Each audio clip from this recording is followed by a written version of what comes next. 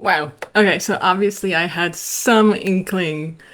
Hi everyone, welcome back to my channel. Today we're going to be taking a look at Powerwolf and one of their more recent videos called Sinners of the Seven Seas. I'm not really familiar with Powerwolf at all, but it came highly requested by the viewers, so I'm excited to go take a look. In case you're new here to the channel, my name is Manon. I'm a filmmaker. I'm a writer-director on a number of short films. I'm also working on my first feature film. I am working on a graphic novel series as well as a bunch of other stuff. So here on the channel, we basically take a look at music videos from my perspective as a filmmaker. I'm really excited about it because I get to combine my two favorite things, which are music and film. And yeah, we get to explore what makes up this beautiful package of these two beautiful things. All right, let's just head into Powerwolf.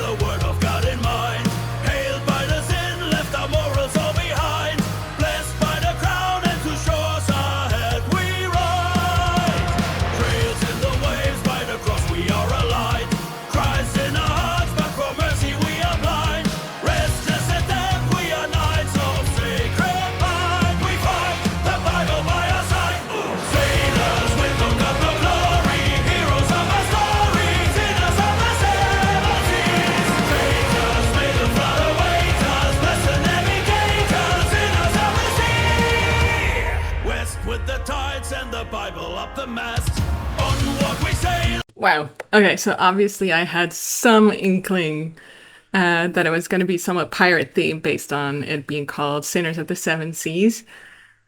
So, just as a little aside, I am a huge fan of anything pirate related. Always have been. Grew up loving pirates. My dad would always tell us these stories about pirates and me and my brother being little. My brother was always the captain and I was the crew, and he'd come up with all of these crazy stories about these adventures that we would go on. So obviously that love was instilled at a very young age. And then during the pandemic, I actually lived in the Caribbean on a sailboat for 2 years.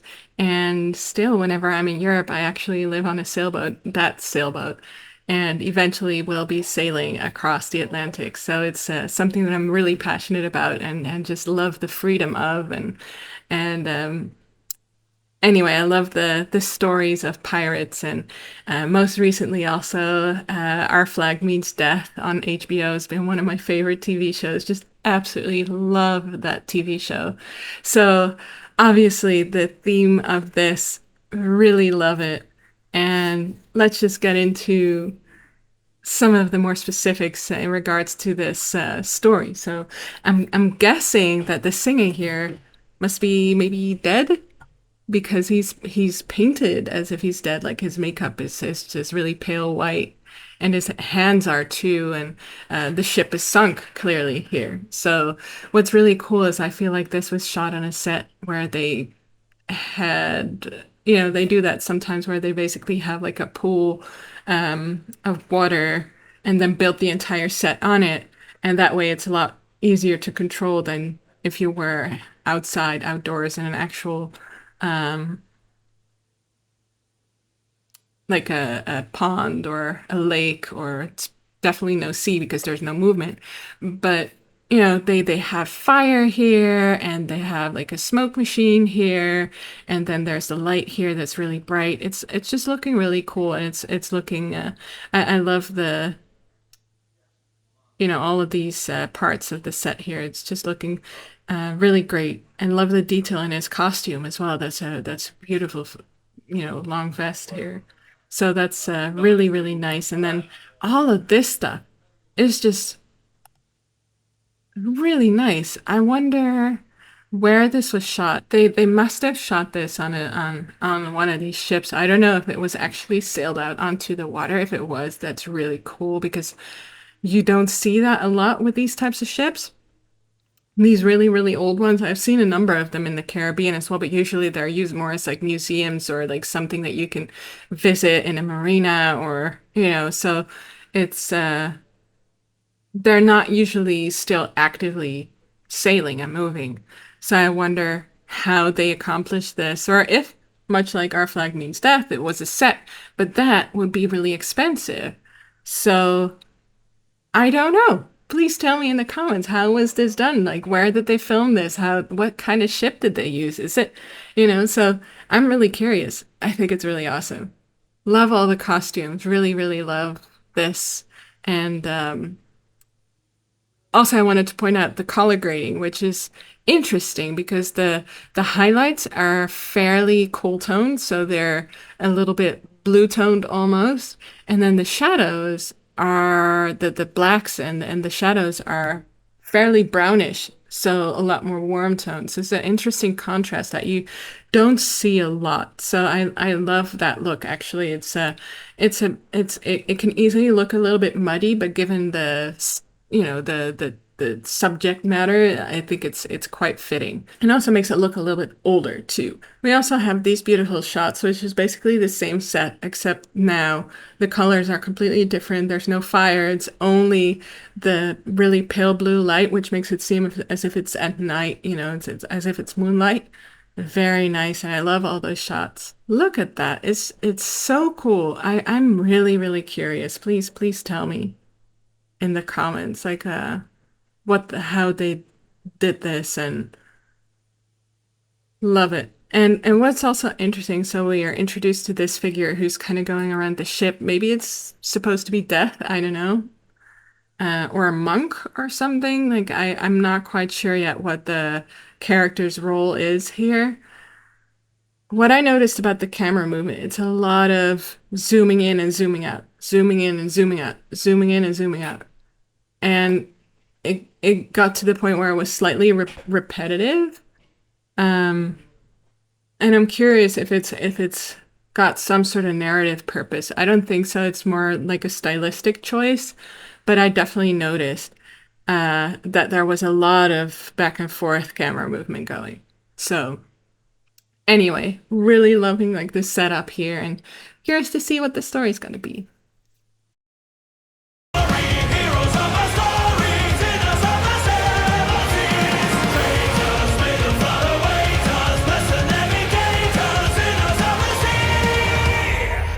With the tides and the Bible up the mast, onward we sail under heaven's overcast. Pray to the Lord that the guiding storm may last. Armed with belief and the force of the sacraments, we brave the storm, put the faith in the promised land. Soldiers of God and the conquest is our fate. Erased, we sail on a crusade. Sailors with no God, no glory, heroes of our story.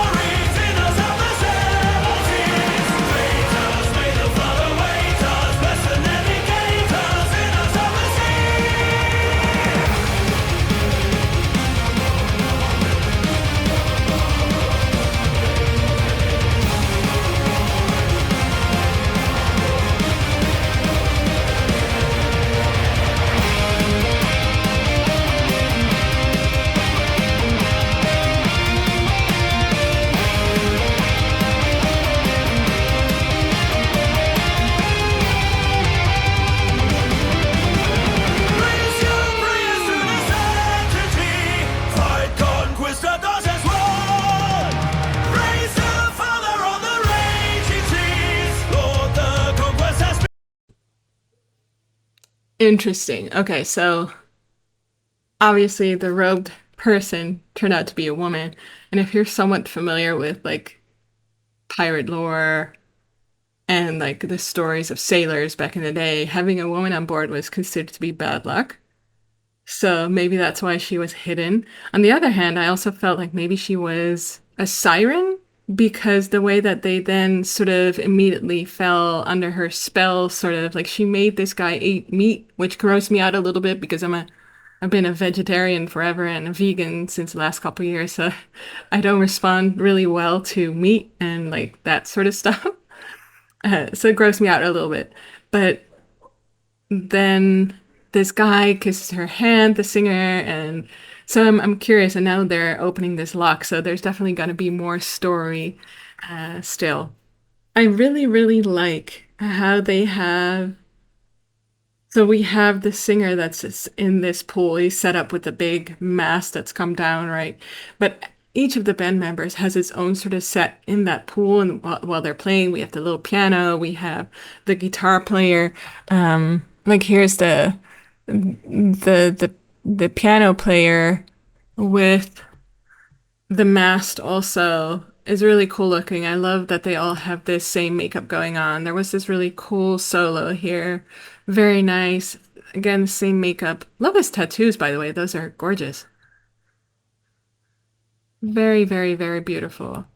And again, here we have the pale shots. It's very pretty. I love the amount of mist that they got going on or smoke here. Very nice. So let's see what this story is going to lead to. Lord, the conquest has begun. Dominus navigare nos, lunos glorimur. Dominus navigare nos, lunos glorimur. Sailors, bringers of salvation, horror and damnation, sinners of the seven seas. Strangers, hounds and fornicators, sainted desecrators, sinners of the sea. Sinners, sinners of the sea.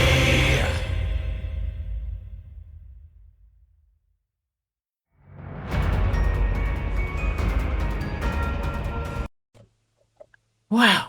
So they turn into werewolves. Maybe that's why they had the pale kind of moony look going on in some of these shots of them on the set. That was really cool. I didn't expect that at all. And what I liked as a sort of foreshadowing is this shot here, where I pause it before, which is the wrist here. I already noticed that it was a fake tattoo because there's a clear difference. The fake tattoos always look a little darker and a little bit more reflective also. So I noticed that it was a fake tattoo, and now again I was like, oh, I need to look at it again. And indeed, it looks like a wolf. So I love that foreshadowing. Although I was mostly looking at this lizard here, this lock, but this here was this, the bit that was giving us a clue about what was going to happen. So beautiful lighting here too, by the way, just really gorgeous. And I love that we only barely see it. Like the emphasis is still on what's happening here at the lock. So just a little bit of like really fun, like dropping clues here and there of what's going to happen. And then they actually they don this amulet, which now that I look at it, it's the same emblem as he had on his wrist. So that's really cool. Again, I love the texture of this vest here.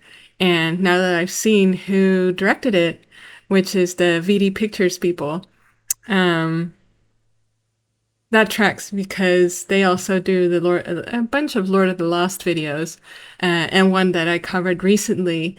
And I looked at their team and such, and they have a really great one of the duo of VD Pictures is their costumer, and her costumes always look impeccable. So absolutely tracks. Love that. And then they actually turn into the werewolves. And this shot is such a cool reveal. Absolutely love that. I love that, they're wearing their costumes. And although I will say it's all very, very dark here, but still, I think it works because probably the wolf costumes, usually when they're overly lit, it takes away some of the mystery and some of like the creepiness because they're using practical costumes, right? So it's always going to look slightly fake or more so than we Marvel viewers are used to nowadays. So keeping it somewhat obscured is actually a smart move because we only need the outline and sort of the hints here of these claws and nails to really understand what's going on. Like they've turned into werewolves, and that really works. What a fun video. It's a short one. Uh, much quicker than I had anticipated. The credits started rolling quicker than I had thought, given that it's only like a less than 4 minute long video. But this was so fun. What a great style. And now that I know who did the video, which I had been told by Andy, one of my uh, regular viewers, hey, um, that it was another VD Pictures video. They must have shot this somewhere, probably in Germany. They're a Swiss duo. They don't have any oceans in Switzerland, that's for sure. I'm really curious where this was filmed, but maybe the credits will show us that. So let's take.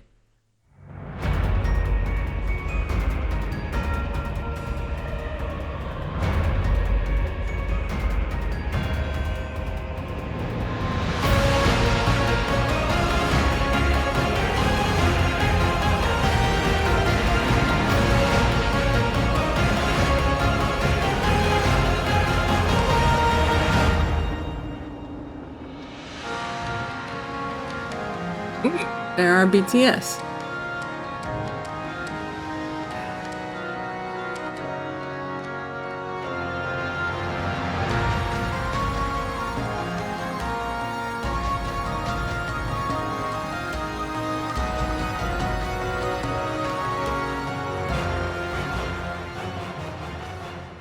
Okay, so no specific filming locations. However, based on the special thanks here, Captain Miguel Angel Cuesta and the whole crew, I would guess that they actually went out with one of these boats. And based on that name, I would say Spain, but it could also easily be Portugal.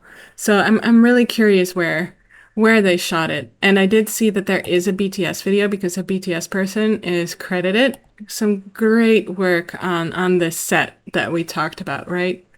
Wonderful. And there is an actual marine coordinator, so I'm really thinking that they went out with one of these boats. That's so cool. I really want to watch the BTS now and kind of see, you know what? A few moments later. Let's take a quick look at the BTS too. I'm sitting here on a boat, the Now Victoria.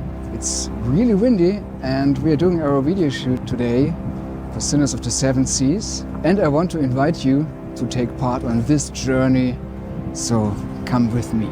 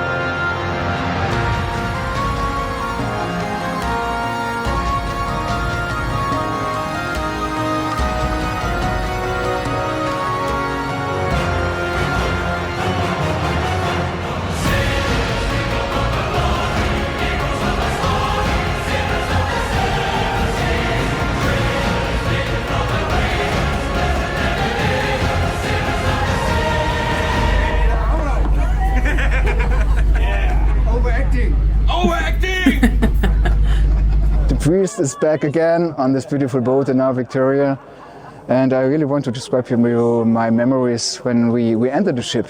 That was not like to enter a normal boat. It's the Now Victoria. It's this black, huge ship with sails, with everything on it in a really historical way. And for me especially, that is such a great experience to have. We did a great video here for Sinners of the Seven Seas. I'm not a sailor, for sure, because I was seasick, or I was getting seasick in the morning, but to do this experience or to have Oh, I bet. Oh, I'm so excited to find out that they found a real ship like this. I still don't know where this was, but they actually went out with the boat. They sailed it. That's incredible because it looks in such a good condition and it looks like it's actually an old boat, or a ship. People will get upset if you call it a boat.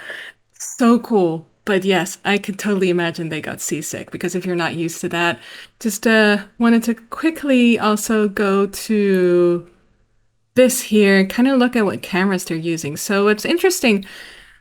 I hadn't expected this, but they're using DSLRs, much like I am for my short films. I would have expected them to shoot on cinema cameras, to be honest. Although it could be if this is, it looks like they're using at least Canon lenses. I don't know. I can't see the body, but I'm guessing.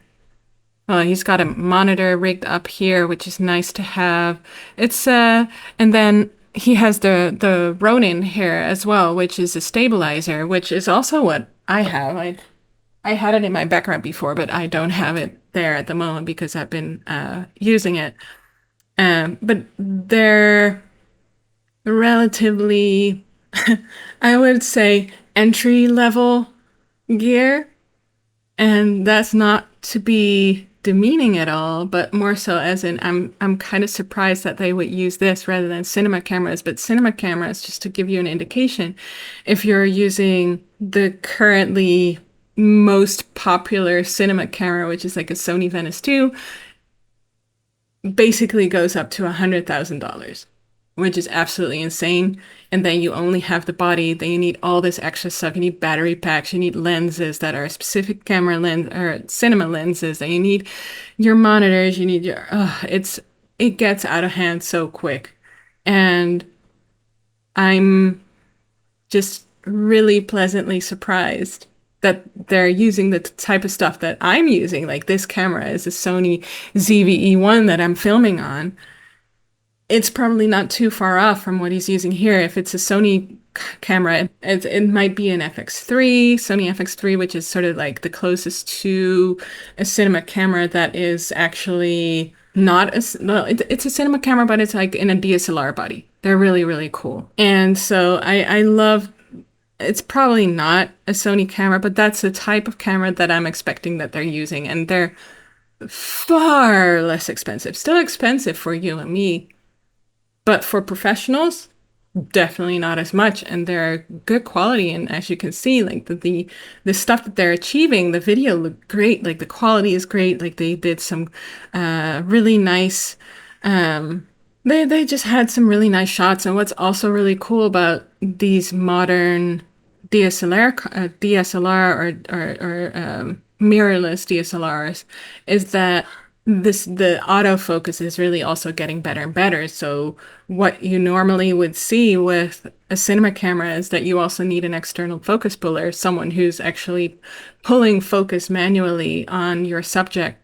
And now basically my camera has this as well. There's AI in it that can track me as a human and just pulls focus on it, and is probably far more accurate than a human too, except the thing with that also is that you're missing some of the creative input too that you would normally get with a manual focus puller. Like you can intentionally pull focus late, which you'll see in TV shows and like movies a lot, where there's more creative focus pulling, where an AI is just like, okay, I'm gonna like focus on the face and be on point all the time, which is another look. But that aside, I'm really heading into the weeds now. I'm just really pleased to see that this is the type of gear that I used to. Really cool. It was really exciting for me.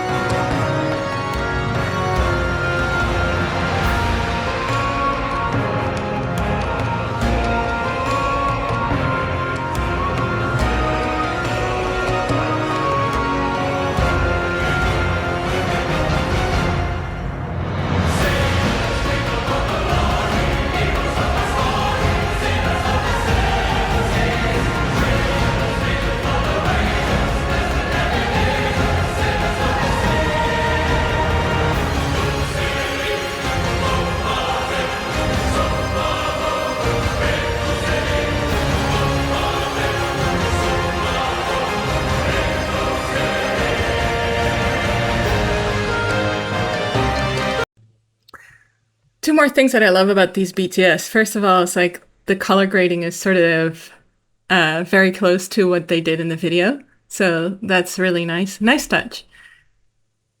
And then I love that we're seeing some of the set building too. I mean, it's nice to see them do all the things, but I always love seeing some of the more details, like the behind the scenes and all of that stuff. So what I really, really love here is that we're actually seeing this guy do some live adjusting of this piano on set. So he's lighting his torch and actually blasting it to tarnish the piano a little bit more. We're also seeing some of the makeup crew working and the hair and makeup, and they're doing all that stuff, which is so great to see. I always love seeing that stuff. And just, yeah, pretty professional setup as well. It's clearly shot at a studio, this. And as I said, it's like they're shooting this in a pool and they, oh, you can actually see the outline here.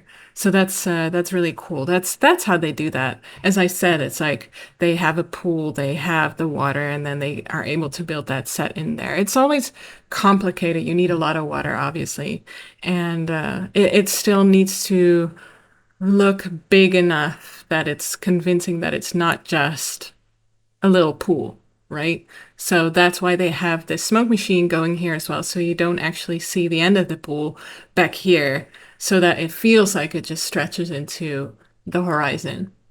So that's really, really, really nice. Love that.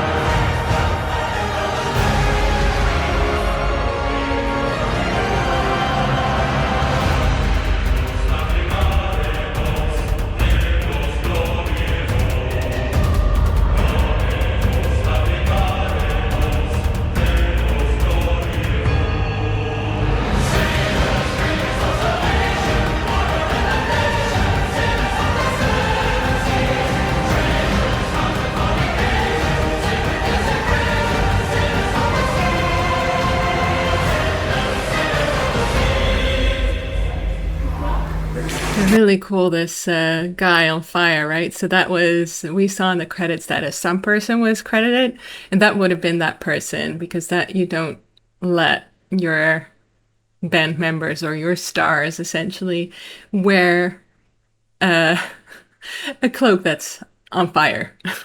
So that's really neat. Also wanted to quickly mention that earlier on in the video, they're actually like the two guys, the priest and the guy in the beautiful blue vest, the singer on the ship. They're talking about overacting and kind of laughing, and it's probably referring to a direction that they got from the director, one of these two people of the VD Pictures, Matteo Fabiani, and they probably were instructed to act much bigger than you would normally, because it is a silent film in a way, right? Like it's, and I mean silent in that there's no dialogue. There's only the music to kind of guide the imagery. And so you really need people to emote much bigger, especially for a song that's this big, than would feel natural to them. So they were probably instructed to act bigger than they normally would. So I don't know if the word overacting was basically used in their direction, maybe, but yeah, you can. But that's normal. Like you if you're not used to the acting as much, like they do quite a bit of actual acting on the ship, then yeah, they would have needed quite a bit of direction probably from the director. To be honest, it feels a little bit like when you finish a show. It's the same energy and adrenaline you perform just in front of a camera, but you want to you give the best for the audience who probably watch that video. And that I always keep in mind, that I'm playing with the camera, but in the end I'm playing with you guys. And I'm already grateful for that, for watching that. Thanks a lot.